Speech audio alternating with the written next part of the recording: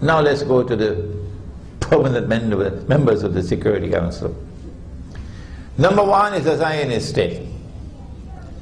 The first ruling state created by Dajjal was Britain. A Day Like a Year. You've read this book, haven't you? A Day Like a Year. And Britain is a permanent member of the Security Council. The second permanent member of the Security Council is another Zionist state, the United States of America, which is the current ruling state established by Dajjal.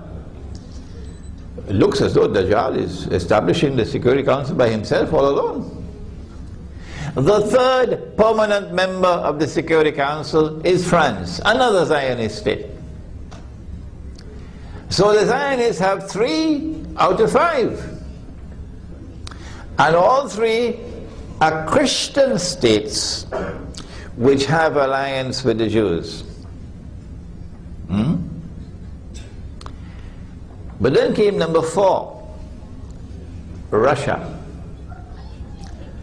And Russia is a European state. And Russia used to be fervently Christian.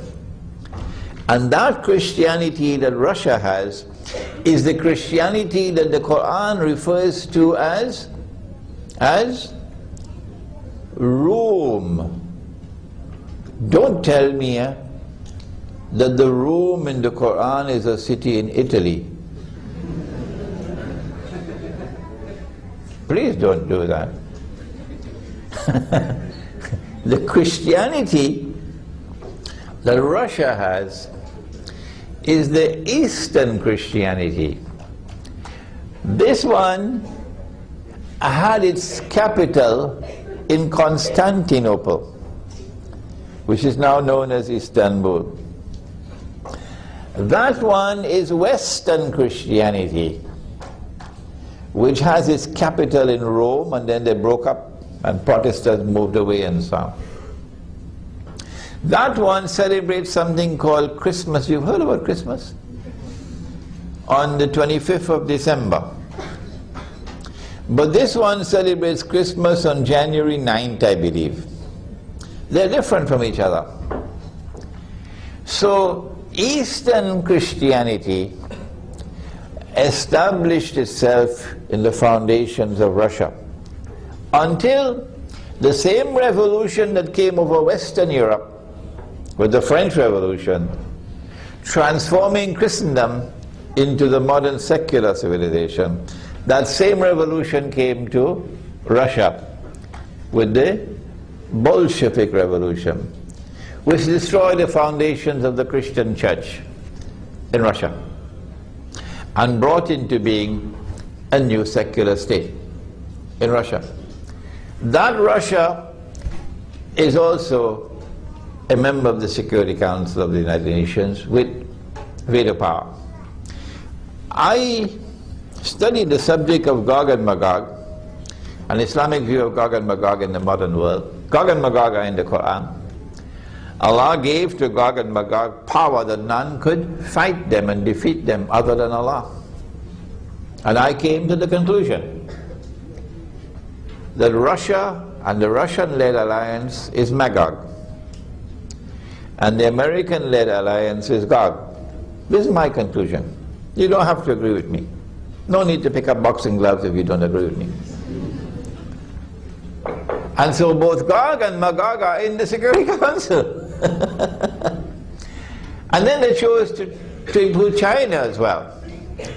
And that baffled me, because this is Christian, this is Christian, this is Christian, this is Christian as well, all 4. And then I remembered that the China that was admitted to the Security Council was a China led by Chiang Kai-shek, who was Christian. He was Christian. So China also at that time was led by a Christian government. This is the Security Council of the United Nations, dominated by the Zionists. And Allah has prohibited Muslims prohibited Muslims from maintaining friendly ties and entering into the embrace of that Judeo-Christian alliance. And guess what we did? Guess what we did? While our scholars, our ulama were eating roti canai. Yes, the greatest failure of all in the ummah today is not our political leaders, not our economic leaders, not our educational leaders. The greatest failure in the ummah of Muhammad alayhi salatu wasalam today is the failure of our religious leadership. Incapacity to recognize this as shirk.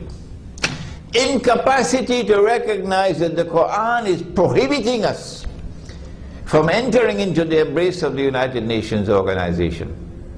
No fatwa, no scholarly work, none.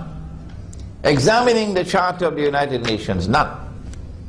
Much less for the International Monetary Fund.